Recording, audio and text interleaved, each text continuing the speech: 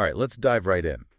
Today, knowing our audience, we're tackling a concept that sits right at the heart of ethics and politics: reconciliation. Oh, it's a rich area. That bridge between fixing personal relationships and, well, healing entire societies, it's fascinating. For sure, and we're using a great guide for this, the reconciliation entry from the Stanford Encyclopedia of Philosophy. It's extensive, really That comprehensive. covers everything: interpersonal stuff, Yeah. legal aspects, even political philosophy. It's a lot to unpack. Yeah, it really is.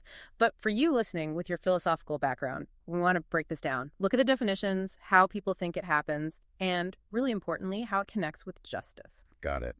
Thorough but not overwhelming. Hit the key points. Right. Exactly. Okay, so starting point, the entry says right off, reconciliation isn't just one thing. It's both a process, the stuff you do to fix a broken relationship, and it's the result, the improved state after the conflict. That process versus outcome, yeah, it's key. And you quickly see philosophers really disagree on what improved even means. Like, how much change is enough for real reconciliation, just stopping the fighting? Or does it go deeper, dealing with the past? That's where it gets interesting, right? Some people say you got to face those emotional leftovers, the different stories of what happened, even the real-world consequences of the conflict. It's not just saying, okay, no more fighting. Right, exactly. And we're thinking about the history here. Obviously, reconciliation's been around forever, but philosophers really started digging into it in the 90s. Makes sense. Things like South Africa's transition, their Truth and Reconciliation Commission, those were like real-world examples that got academics thinking hard. The South African TRC. Huge experiment. Still so much debate about it. Right. You had this massive attempt to go from apartheid to democracy, and reconciliation was central. Amnesty for human rights violations, but in exchange for full testimony, the whole truth. And that's where the philosophy gets tricky. Did it actually work? Did they even fully understand what reconciliation meant? These are questions philosophers still wrestle with. And it's not just those big societal shifts, right? The entry talks about how those post-conflict ideas are being applied in stable democracies too, ones dealing with their own past injustices. Like, think about white settler states and their relationships with indigenous populations. Yeah, connecting it to broader political thought, there's this growing idea that reconciliation isn't just a post-conflict thing.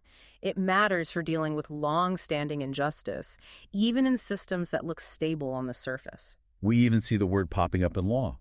Criminal law with restorative justice, where it's less about punishment, more about fixing the harm between the offender, the victim, the whole community. And in civil law, you have conciliation, trying to find solutions everyone agrees on. From a philosopher's view, it's fascinating to see what ties all these together. It's that core idea of damage. Something's broken, harmed, and you're trying to mend it. And the entry mentions reconciliations even become a topic in moral theory. Everyday wrongdoings, how it relates to forgiveness. Which any philosopher knows opens a whole can of worms.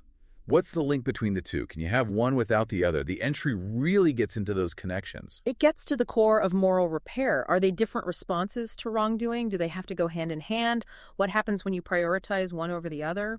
Really complex stuff. But it's not like everyone loves the idea of reconciliation, especially in politics. You've got skeptical voices saying it's empty talk, a tool for the powerful, while the real problems stay the same. That's crucial to consider. The worry is it gets used to avoid responsibility, to pressure victims into accepting things as they are, especially when the power dynamics are still messed up. And the word itself, reconciliation, it's so broad, so easily twisted. People claim they're all for it without actually changing anything. And that's a challenge for philosophy, right?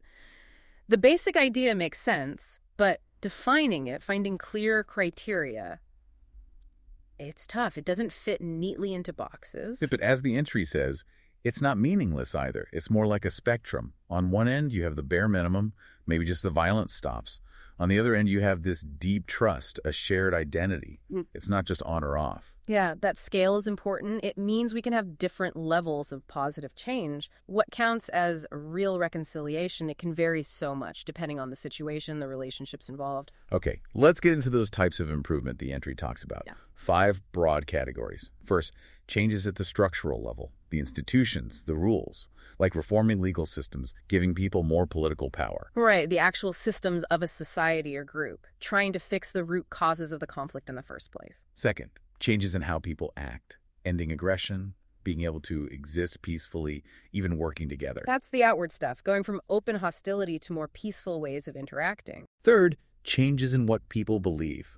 Letting go of negative stereotypes, accepting a shared story of the past, feeling like the other side isn't a threat anymore. That's the mental side of it. How individuals and groups see and understand each other, that has to change. Then, dealing with the negative feelings. Resentment, fear, hatred, anger, even shame and guilt, working through all of that. That's the heavy emotional work, addressing the scars left by the conflict. And lastly, building or rebuilding positive feelings. Respect, compassion, a sense of belonging, trust. That's like the deepest level of repair. Interesting from a philosophy point of view, forgiveness isn't a separate category here. Though, as we said, the entry notes that its elements often fit into these 5 areas. The whole idea of forgiveness is still debated. Yeah, makes you think. Exactly. And of course, what kind of relationship we're talking about makes a huge difference. What we expect from friends is different from colleagues or fellow citizens. That idea of a damaged relationship being repaired, it gets tricky with huge societal conflicts. People might never have even had a direct relationship. Good point. How do you fix something that wasn't really together in the first place? Some argue that the conflict itself creates this negative relationship that needs addressing, or that even without direct ties, you have these shared expectations as citizens. It also shows how important it is to be specific. Which relationship are we trying to reconcile? 2 people might fix their personal issues, but not their political differences, or the other way around. And it's not just individuals. The entry mentions that groups can reconcile too. That gets really complex. An individual with a group, 2 different groups, and then you're dealing with, can groups even have beliefs and attitudes the same way individuals do? Whole other philosophical rabbit hole there. It is. And it brings us back to that question for theorists. Can you have a universal theory of reconciliation? Or does it always depend on the specific context, the relationships involved? Which leads to the question of standards. What should it look like, ideally? The entry says a lot of times reconciliation implies going back to how things were before the conflict. But that's tricky, ethically. Especially when the pre-conflict situation was already unjust. Like apartheid South Africa. Was the goal really to go back to that? Exactly. Some people say we should use conciliation in those cases, where it's about building a just system for the first time, not going back to something flawed. But most academics use reconciliation more broadly now to include those situations too. So we're back to that spectrum. It's not black and white. You can have these varying levels of improvement, from just coexisting to deep political reconciliation, like civic friendship, forgiveness across society, a strong sense of national unity. And theorists try to figure out what's needed for each level. They look at the specific relationships or the values of the community. That idea of Ubuntu in South Africa, that focus on interconnectedness, shared humanity. That's a great example. You also have the debate between weak and robust political reconciliation. Weak being peaceful coexistence is enough. It's a good outcome after conflict. Robust meaning you need big long-term changes for a truly just peace. And there's a strong argument that those standards shouldn't come from outside. They should be decided democratically by the people who lived through the conflict. But for some, even calling it reconciliation is a problem. They say it can legitimize the idea of unity when what you need is decolonization, self-determination. It can hide the lasting effects of oppression, the importance of identity. Those are important critiques, pointing out that the language can mask power imbalances, ongoing injustices, and the agonistic view takes it even further. They ask, is reconciliation even useful when you have these fundamental disagreements, these power struggles that never really end? Okay, so we've looked at what it is, what it should be, all those debates. Now the how, the actual processes people use to try and make it happen. The entry lists a bunch of different approaches. One that comes up, though most people disagree with it, is forgetting.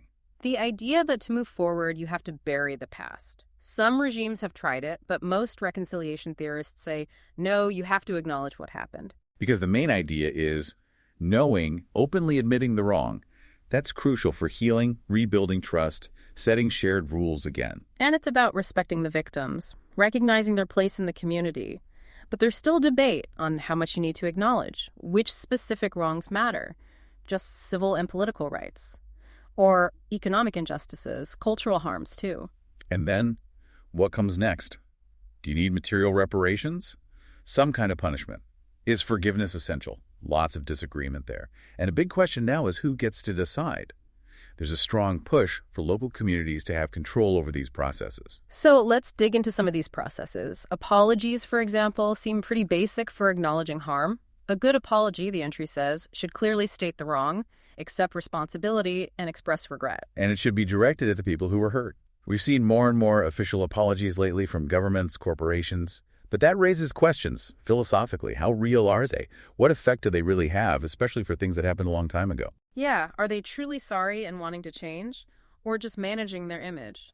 There's also the worry that apologies replace real action, material reparations, changing structures. It's a politics of distraction. Then there's memorials, monuments, museums, keeping places as they are. They're physical reminders of what happened. They can preserve history, help people understand together, even rebuild a shared identity. But memorials are often controversial. People disagree on how they interpret history, how they portray the past, even if they make violence and suffering seem beautiful in a bad way. And their meaning can change over time, leading to new arguments. Truth-telling is another big one. Victims often need to know what happened. Truth commissions have become a common way to uncover and document human rights abuses. They're trying to create a complete record, to fight denial, to educate people. Supporters say they can help victims heal, restore their dignity, challenge stereotypes, build empathy and trust between divided groups. But they get criticized too. Some say they pressure victims to forgive, that giving amnesty to perpetrators for testimony is wrong, that it's hard to have one single truth about complicated events. Amnesties, where someone's legally protected from prosecution, those are especially tricky ethically. Giving amnesty, especially without conditions, seems to go against retributive justice, corrective justice. It can even make it seem like the past abuses weren't actually wrong. They're still used, though, often for practical reasons, to get perpetrators to talk or to end a conflict. People defend them by saying they're the least bad option, to prevent more suffering, to stop cycles of violence. Trials and punishment, that's another approach, focusing on holding individuals responsible. Some see it as the opposite of reconciliation. But punishment can also be about righting wrongs, upholding norms, giving victims a sense of justice. In transitions to democracy, trials can be a symbol, breaking with the past, showing that the new system condemns what happened. But people still question if they really help victims heal or if they can address systemic injustice. Lustration, where you investigate and maybe ban people with ties to past abuses from holding office. That's another controversial one. People say it's needed for peace, for people to trust institutions again. But others say it's collective punishment, that it applies rules retroactively, that it can be biased. Reparations. Trying to repair the harm done. Yeah. That can mean a lot of things. Direct payments, symbolic things like apologies, truth-telling efforts. People argue for reparations, saying they show responsibility, respect for victims, help rebuild trust. But reparations for historical injustices are really tough. Who pays? Who gets compensated? How do you even calculate it fairly? And some victims worry that accepting reparations means they're supposed to just move on, or that it puts a price tag on their suffering. And then forgiveness. So complex. As we said, there's no agreement on how it fits with reconciliation. Some say it's an internal thing, letting go of resentment. Others focus on the relationship, saying it's about giving up your right to hold the wrong against the person. The key point the entry highlights is that you can have reconciliation without individual forgiveness, and vice versa. Asking victims to forgive, especially unconditionally, that's really debated. And then, who can even forgive on behalf of others? That adds another layer of ethical complexity. Finally, the entry talks about how important it is to participate in the process. How you do reconciliation matters just as much as what you do. Giving victims and affected communities a real voice, that's crucial for their dignity, for making the outcome more just and lasting. Like in restorative justice, victims and offenders are directly involved in finding solutions. Victims are often more satisfied, offenders feel more accountable. And in politics, when you're designing these processes, everyone needs to be involved. That makes them legitimate, and it helps set norms for dealing with conflict in the future. Which brings us to a big question. How do reconciliation and justice relate to each other? Wrongdoing is always about justice, and philosophers have always focused on what a just outcome means, how to achieve it. Definitely. So how do they work together? Do they always help each other? Are there times when they clash? Or can you see reconciliation as a form of justice itself? The entry looks at this through different types of justice. Corrective justice, there's that tension McGarry talks about. Restitution is about fixing the past. Reconciliation is about the future. So is fixing the harm enough for reconciliation? And with retributive justice, the idea that people deserve punishment for their crimes, some see a clear conflict, especially when you choose non-punishment for the sake of peace. That leads to the debate, is it ever okay to give up retributive justice for reconciliation? But some argue that retributive justice actually helps reconciliation. Holding people accountable can prevent resentment, build trust in the system, so they're not always opposed. Right. Some say they're different values, but they can work together. Different processes can address different parts of each. Like in South Africa, publicly shaming the perpetrators, that was a kind of accountability, but not purely about punishment. And then there's the view that reconciliation is justice, especially restorative justice. It's about repairing relationships, addressing the victim's needs, recognition, safety, reparations. Punishment only matters if it helps restore right attitudes and norms. It's not the goal itself. So, wrapping up, it's clear reconciliation is complex. It has so many sides. The Stanford Encyclopedia entry gave us a really good framework, all the different definitions, the processes, that complicated relationship with justice. And for you, listening with your philosophical mind, thinking about reconciliation means thinking about big questions. Relationships, responsibility, forgiveness, what justice even means after wrongdoing. It does. And one last thing to think about. How do these different ideas of reconciliation apply to today's problems? Or even your own experiences with conflict, beyond the examples we talked about? Is one way of understanding it better, ethically? What would your argument be? Lots to chew on. Thanks for joining us on this deep dive. We hope you found it insightful, and maybe it got you thinking more philosophically about reconciliation. Until next time.